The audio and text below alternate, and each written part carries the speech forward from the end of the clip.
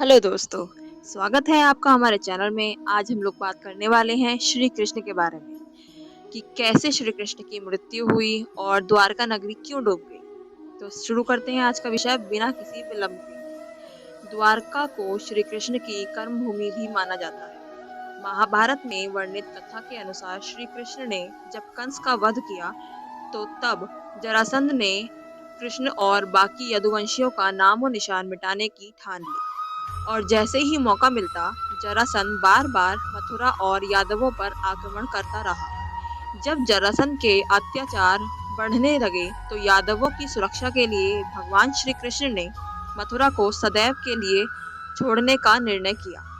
फिर मथुरा से निकलने के बाद भगवान श्री कृष्ण ने एक ऐसे नगर की स्थापना की जो एक विशाल और भव्य नगर था, जिसका नाम द्वारका नगरी पड़ा। कहते हैं भगवान श्री कृष्ण अपने कुल बंधुओं के साथ वहां आराम से रहने लगे। श्री कृष्ण के 30 साल तक राज करने के बाद जब श्री कृष्ण की मृत्यु हुई तो द्वारका नगरी समुद्र में समा गई। पौराणिक ग्रंथों में द्वारका नगरी के विलीन होने के कारण में दो कथाओं का वर्णन मिलता है। पहला है माता गांधारी द्वारा श्री कृष्ण को दिया गया श्राप, और दूसरा है ऋषियों द्वारा श्री कृष्ण पुत्र सांब को दिया गया श्राप। कथा के अनुसार महाभारत में कौरवों पर विजय प्राप्त करने के पश्चात जब युधिष्ठिर का हस्तिनापुर में राज तिलक हो रहा था, तब कौरवों की माता गांधारी ने अपने 100 पुत्रों की मृत्यु और महाभारत युद्ध के लिए कृष्ण को दोषी ठहराते हुए माता गांधारी ने श्री कृष्ण को श्राप दिया कि जैसे कौरवों के वंश का नाश हुआ है, ठीक उसी प्रकार यादव कुल का भी नाश होगा। और फिर महाभारत युद्ध के 36 वर्ष के पश्चात द्वारका में तरह तरह के अपशकुन होने लगे। एक दिन महर्षि विश्वामित्र कणोदेवर्षि नारद द्वारका आए। वहां यादव कुल के कुछ नवयुवक ने उनके साथ मजाक करने का सोचा, जिसके लिए वह कृष्ण के पुत्र सांब को युक्ति बनाकर ऋषियों के पास ले गए और पूछा कि ये स्त्री गर्भवती है, इसके गर्भ में क्या उत्पन्न होगा। नवयुवकों के ऐसा कहने के पश्चात ऋषि मुनि ध्यान करने लगे। जब उन्होंने ध्यान लगाया तो उन्हें समझ आ गया कि वह कृष्ण का पुत्र सांब है और वे नवयुवक उनके साथ मजाक कर रहे हैं। ऋषि मुनियों को क्रोध आया और उन्होंने सांप को श्राप देते हुए नवयुवकों से कहा कि ये एक मूसल को जन्म देगा, जिससे तुम सब समेत सारे यादव कुल का नाश होगा और श्री कृष्ण और बलराम ही उस मूसल के प्रभाव से बच पाएंगे। जब यह बात श्री कृष्ण को पता चली तो उन्होंने कहा, यह बिल्कुल सत्य है और ऐसा ही होगा। ऋषि मुनियों के श्राप के प्रभाव से अगले ही दिन सांब ने एक मूसल को जन्म दिया। जैसे ही ये बात राजा उग्रसेन को पता चली तो उन्होंने उस मूसल को चुराकर समुद्र में फेंकवा दिया।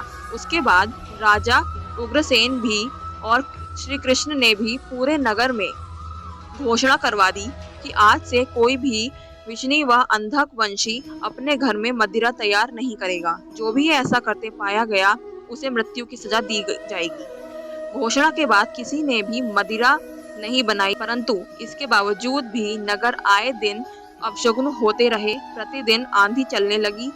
नगर में चूहे इतने बढ़ गए कि मानवों से ज्यादा चूहों की संख्या हो गई। उस समय मनुष्यों को पाप करते भी कोई शर्म नहीं आती थी। उधर नगर में इन अपशगुनों को देख श्री कृष्ण समझ गए कि माता गांधारी का श्राप सत्य होने वाला है।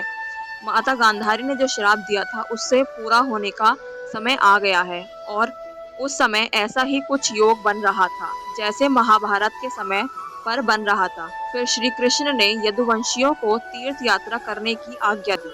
श्री कृष्ण की आज्ञा से सभी यदुवंशी समुद्र के तट पर प्रभास तीर्थ आकर निवास करने लगे। प्रभास तीर्थ में रहते हुए एक दिन सात्यकी ने आवेश में आकर कृतवर्मा का उपहास उड़ाया और अनादर किया। कृतवर्मा ने भी कुछ ऐसे शब्द कहे कि सात्यकी को क्रोध आ गया और उसने कृतवर्मा का वध कर दिया।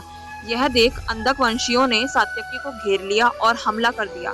सात्यकी को बचाने श्री कृष्ण के पुत्र प्रद्युम्न ने उन्हें बचाने पहुंचे और सात्यकी और प्रद्युम्न अकेले ही अंधवंशियों से लड़ने लगे, परंतु संख्या में कम होने के कारण वे अंधक वंशियों से हार गए और अंत में मारे गए। अपने पुत्र और सात्यकी की मृत्यु से क्रोधित होकर श्री कृष्ण ने एक मुट्ठी एरका घास उखाड़ ली और मुट्ठी में आते ही वह घास वज्र के समान भयंकर मूसल बन गई। जो कोई भी उस घास को उखाड़ता वह भयंकर मूसल में बदल जाती। उन मूसलों के एक ही प्रहार से ही प्राण निकल जाते थे। उस समय काल के प्रभाव से सभी वीर उस मूसल के एक ही प्रहार से ही प्राण निकल जाते थे। उस समय काल के प्रभाव से सभी वीर मूसलों से एक दूसरे का वध करने लगे। यदुवंशी भी आपस में लड़ते हुए मरने लगे। श्री कृष्ण के देखते ही देखते साव चारुदेश अनिरुद्ध गद की मृत्यु हो गई। श्री कृष्ण अंत में अपने सारथी दारुक से बोलते हैं कि तुम हस्तिनापुर जाओ और अर्जुन को पूरी घटना बताओ और उसे द्वारका ले आओ। फिर दारुक ने ऐसा ही किया। इसके बाद श्री कृष्ण बलराम को उसी स्थान पर रुकने का कहकर द्वारका लौट आए। फिर उन्होंने पूरी घटना अपने पिता वासुदेव जी को बता दी।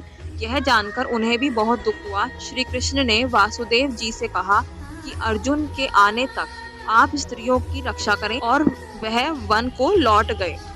यह जानकर श्री कृष्ण ने देखा वहां जाकर श्री कृष्ण ने देखा कि बलराम जी समाधि में लीन हैं और देखते ही देखते बलराम शेषनाग में परिवर्तित हो गए और भगवान श्री कृष्ण से आज्ञा लेकर वैकुंठ धाम वापस लौट गए। उधर बलराम जी द्वारा देह त्यागने के बाद श्री कृष्ण वन में घूमने लगे। घूमते घूमते वह एक स्थान पर बैठ गए और गांधारी द्वारा दिए गए श्राप के बारे में चिंतन करने लगे। देह त्यागने की इच्छा से श्री कृष्ण ने अपनी सारी इंद्रियों को संयमित किया और महायोग की अवस्था में पृथ्वी पर लेट गए। जिस समय श्री कृष्ण समाधि में लीन थे उसी समय चरा नाम का एक शिकारी हिरणों का शिकार करने के उद्देश्य से वहां आ गया और उसने हिरण समझकर दूर से ही श्री कृष्ण पर बाण चढ़ा दिया। बाद में जब वो अपना शिकार पकड़ने के लिए आगे बढ़ा तो योग में स्थित श्री कृष्ण को देखकर उसे अपनी गलती का एहसास हुआ और पश्चाताप हुआ। तब श्री कृष्ण ने उसे आश्वासन दिया और परम धाम चले गए। इधर अर्जुन भी अपने मामा वासुदेव से मिलने के लिए द्वारका पहुंच गए।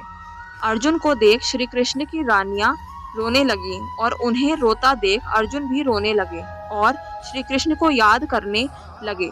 इसके बाद अर्जुन वासुदेव जी से मिले और वासुदेव जी ने कृष्ण का संदेश अर्जुन को सुनाते हुए कहा कि द्वारका शीघ्र ही समुद्र में डूबने वाली है, तो तुम सभी नगरवासियों को अपने साथ ले जाओ। उसके बाद अर्जुन श्री कृष्ण के सभी नगरवासियों को और परिजनों को लेकर इंद्रप्रस्थ की ओर चल दिए।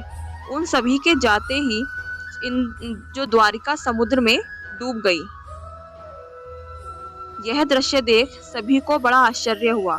तो दोस्तों, आपने देखा कुछ ऐसे हुई थी द्वारका नगरी विलीन। ऐसी और जानकारियों के लिए हमारे चैनल को सब्सक्राइब कर लीजिए, वीडियो को लाइक कर दीजिए अगर आपको पसंद आई हो तो, और बेल आइकन को ज़रूर प्रेस कीजिएगा जिससे कि आपको सारी वीडियोस की जो नोटिफिकेशंस है वो टाइम पर और सबसे पहले मिलते रहें। ऐसी वीडियोस की और जानकारी के लिए हमारे चैनल को सब्सक्राइब करना बिल्कुल ना भूलें। धन्यवाद।